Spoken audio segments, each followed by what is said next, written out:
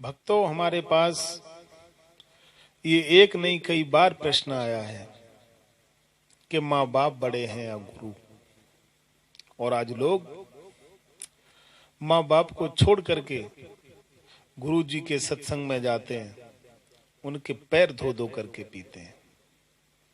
ये मैंने खुद देखा है, ये अनुभव है मेरा। माँ बाप पानी के लिए तरसते रहते हैं, बेटा मुझे थोड़ा पानी दे दे, बेटी मुझे थोड़ा पानी दे दे। बहू से कहते हैं बेटी मुझे पानी दे दे। बहू को समय नहीं है माँ बाप को, सास ससुर को पानी देने का। पुत्र को समय नहीं है माँ बाप को पानी देने का। लेकिन गुरु जी के यहाँ सत्संग में जाकर के गुरु जी के पैर धो धो करके पीते हैं, पैर धोते हैं गुरु जी के। लेकिन याद कर लो भक्तों, गुरु ने ऐसा तुम्हें क्या दे दिया जिससे तुम माँ बाप को ठुकरा करके उसके पैर धो के पीते हो?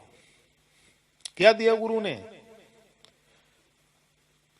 जिस गुरु के तुम पैर धो के पीते हो, उस गुरु के निर्माता भी माता पिता होते हैं। माँ बाप की ममता के आगे भगवान भी नतमस्तक हो जाते हैं। और आप गुरु के पीछे माँ बाप को छोड़ देते हो। कभी भी आप आगे नहीं बढ़ पाओगे, कभी भी आप सुखी नहीं रह पाओगे। आपने कभी सोचा, आपने कभी ये सोचा, कमाया हुआ और पकाया हुआ हर कोई खा सकता है। कमाया हुआ और पकाया हुआ हर कोई खा सकता है, लेकिन उगा के और कमा के जो खाता है भाई बड़ा होता है।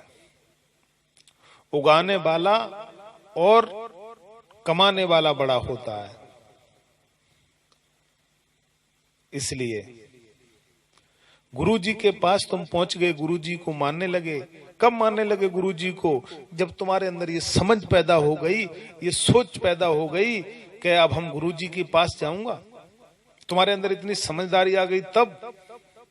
लेकिन जब तुम ना समझ थे, जब तुम्हें ये समझ नहीं थी कि कौन गुरु और कौन माता पिता है, कौन रिश्तेदार है, जब तुम्हारा दुनिया में कोई नहीं होता है, जब तुम पराधीन होते हो, तुम्हें अपने पराये का कोई ज्ञान नहीं होता, तब माता पिता के अलावा तुम्हारा कोई नहीं होता है।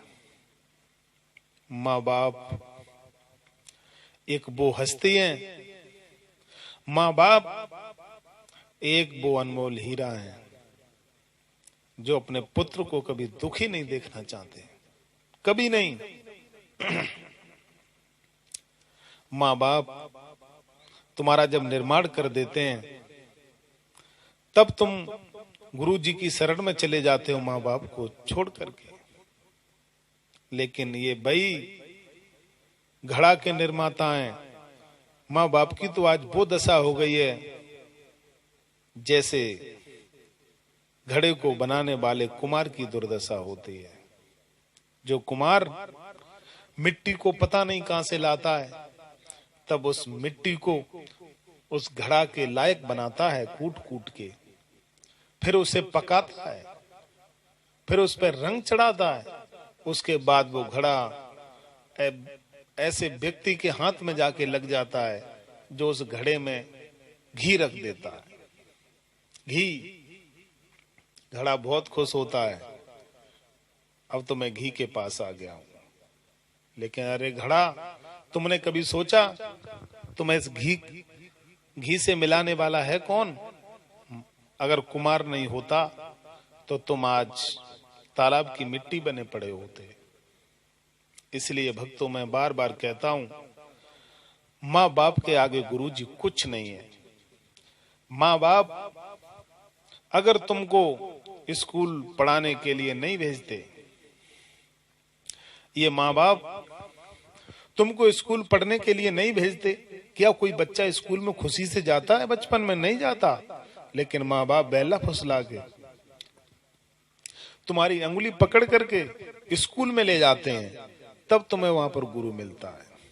लेकिन कभी आप सोचते हो अगर मेरे माँ बाप हमें उंगली पकड़ के चलना नहीं सिखाते तो आज हम स्कूल तक नहीं आ पाते।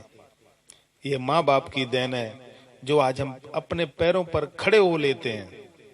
अगर माँ बाप नहीं होते तो आज हम और आप बंदरों की तरह चलते होते, कूदते, दो पैरों पे नहीं चल पाते।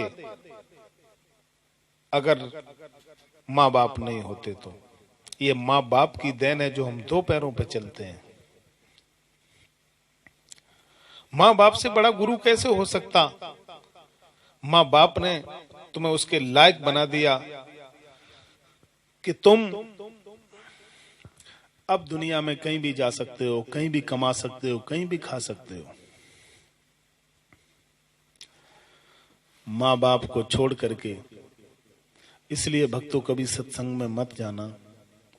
माँ बाप को छोड़ करके कभी भी आप तीर्थ में मत जाना। माँ बाप को छोड़ करके जो तीर्थ में जाता है, सास ससुर को छोड़ करके जो तीर्थ में जाती है, उस स्त्री और पुरुष को कभी फल नहीं मिलता, कभी नहीं मिलता। तीर्थ में जाना और दवाई का खाना, ये दोनों एक जैसे होते हैं। जैसे दवाई के साथ परहेज जरूरी है, वैसे ही तीर्थ में जाने के साथ धर्म बहुत जरूरी है। माँ बाप को छोड़ करके अगर तीर्थ में जाओगे तो आप पुण्य नहीं पाप लेके आओगे। ऐसे ही अगर आप दवाई खाते हो और आपने परहेज नहीं किया तो वो दवाई आपको उल्टा असर करती है। मैं ये नहीं कहता कि गुरु खराब है, गुरु ठीक है, लेकिन माँ बाप के आगे गुरु कुछ नहीं है। आपने बस बचपन में एक पंक्ति पढ़ ली कि गुरु गोविंद दोनों खड़े काके लागों पाए, और बलिहारी गुरु आपने जो गोविंद दिए मिलाए। गोविंद कहते हैं भगवान को, और हमें पढ़ाया जाता है कि जब भगवान और हमारे गुरु जी खड़े हों तो हम किसके पहले चरण स्पर्श करेंगे, किसके पैर छुएंगे? तब हम कहते गुरु गोविंद दोनों खड़े किनके लागू पाए।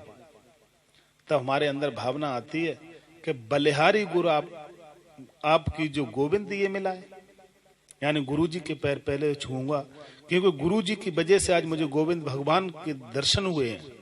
लेकिन कभी आप ये सोचते हो, आज आपने भगवान के चरण स्पर्श नहीं किए क्योंकि गुरु जी बराबर में खड़ा है। कभी आपने ये सोचा कि गुरु जी को मिलाने वाले कौन है? तुम्हारे माता पिता। जब आप भगवान के आगे गुरु जी के पैर छूते हो, क्योंकि गुरु जी ने भगवान को मिलाया है, तो गुरु जी को किसने मिलाया है? गुरु जी से तुम्हारे माता पिता ने मिलाया है।